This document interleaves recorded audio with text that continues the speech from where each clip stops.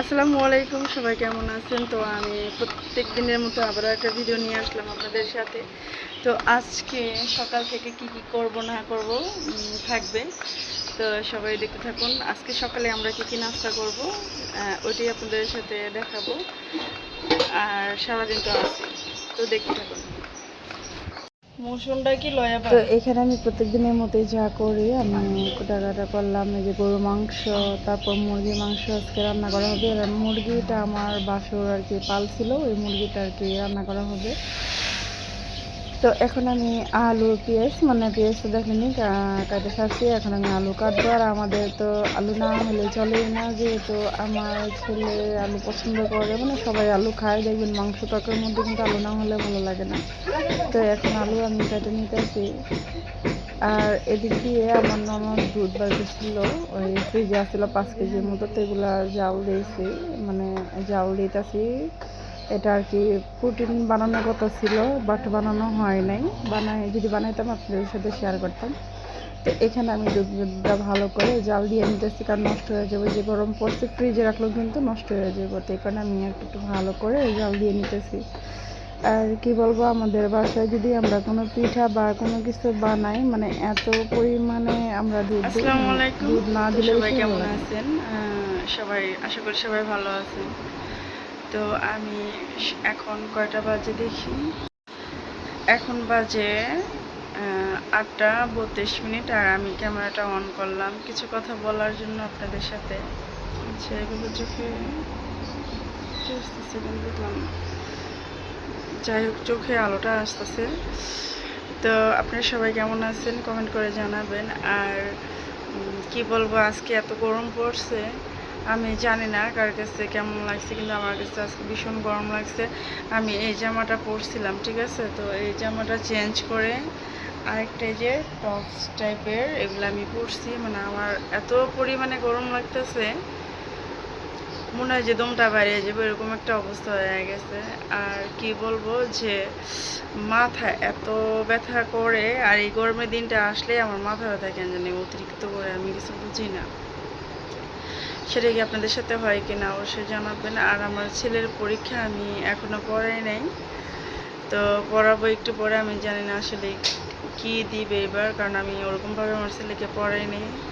আর আমার ননদ এখন ভাত বসাইলো আমার ননদের ছেলেকে আমরা দুপুরে যে ভাত আছে ওইটা খাওয়াবো, আর বাকি যেগুলো রাত্রেবেলা সবাই খাবে। তো গরম তো প্রচুর, আমার ছেলে কিন্তু ঠান্ডা ভাত খায় না, কিন্তু গরমের কারণে সে গরম ভাত খায় না। গরম ভাত আর কি এখন দিলে চিল্লাচিল্লি করে। তো এখন আমি কি করব না করব, অবশ্যই আপনারা আমার সাথে থাকবেন, দেখবেন। আর আমার পাশেই থাকবেন, বেশি বেশি সাবস্ক্রাইব করবেন। আপনাদের পাশে থাকাটা আমার খুব জরুরি। তো দেখতে থাকুন ভিডিওটা।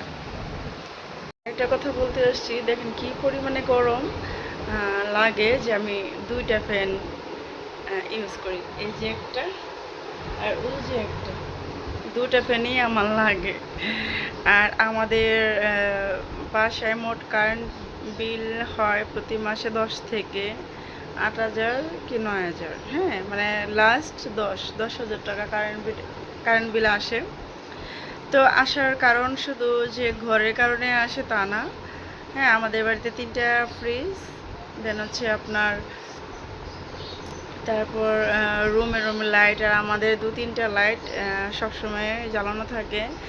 আর আমার হাজব্যান্ডের পাখির রুমে অনেকগুলো লাইট থাকে। তো ওইখানে আর কি বিলটা আর কি একটু বেশি হয়, সব কিছু মিলাই 8-9 থেকে 10,000 টাকা বিল আসে। তো কার কার বা সেরকম বিল আসে অবশ্যই কমেন্ট করে জানাবেন। আমরা মনে হয় বিল দিতে দিতে ফকির হয়ে যাবো, এরকম একটা অবস্থা। তো যাক, তারপর আল্লাহর কাছে শুকরিয়া, আল্লাহ ওরকম ক্ষমতা দিছে দেখি করতে পারি। তো সবাই আমাদের জন্য দোয়া করবেন, আমার পরিবারের জন্য দোয়া করবেন। তারপর হচ্ছে আমার ননদের জন্য দোয়া করবেন স্পেশালিভাবে, কারণ সে আমার লাইফে স্পেশাল একজন মানুষ, আমার ননদ। কারোর সাথে আমার ননদের কম্পেয়ার করা যায় না, আমি কারোর সাথে ওরে তুলনা করি না। আমার হাজব্যান্ড বলেন, দেন আমার সন্তান বলেন, না সন্তানরে তো ভালোবাসি, তারপরও মাকে যে জায়গায় মানুষ রাখে, আমার ননদকে ঠিক আমি ওই জায়গায় রাখি। আসলে সে আমার ননদ না, আমার বেস্ট ফ্রেন্ড। আমার মা বলেন, বোন বলেন, সব কিছুই আমি সব কিছু জিদ রাগ সব কিছুই করতে পারি আমার ননদের সাথে। আসলে এটা ভাগ্য লাগে, তাই না বলেন তো? প্রত্যেকটা মানুষের কিন্তু এরকম, আমি 90%ই দেখি যে ননদ ভাবি মিল থাকে না, কিন্তু আমাদেরকে দেখে কেউ বলে না যে আমরা ননদ ভাবি, বুঝছেন? সবাই ভাবে যে আমরা দুই বোন। আবার এটাও বলে যে দুই বোনও তো এত মিল থাকে না। আসলে এই রহস্যটা কি? রহস্য কিছুই না, এটা হচ্ছে স্যাক্রিফাইস করা। এক সময় আমার ননদ স্যাক্রিফাইস করে, এক সময় আমি স্যাক্রিফাইস করি। স্যাক্রিফাইস এমন একটা জিনিস, যে সংসারের মধ্যে স্যাক্রিফাইস থাকবে ওই সংসারে কখনোই ঝগড়া ঝাঁটি কিছুই হবে না। আপনারা কি বলেন? কমেন্ট করে জানাবেন তো।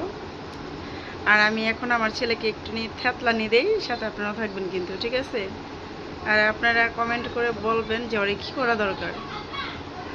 দেখেন আমার ছেলে আমার ননদের সাথে কি পরিমাণে মানে চিল্লাচিল্লি করতেছে, সেটা আপনাদের সাথে দেখাই।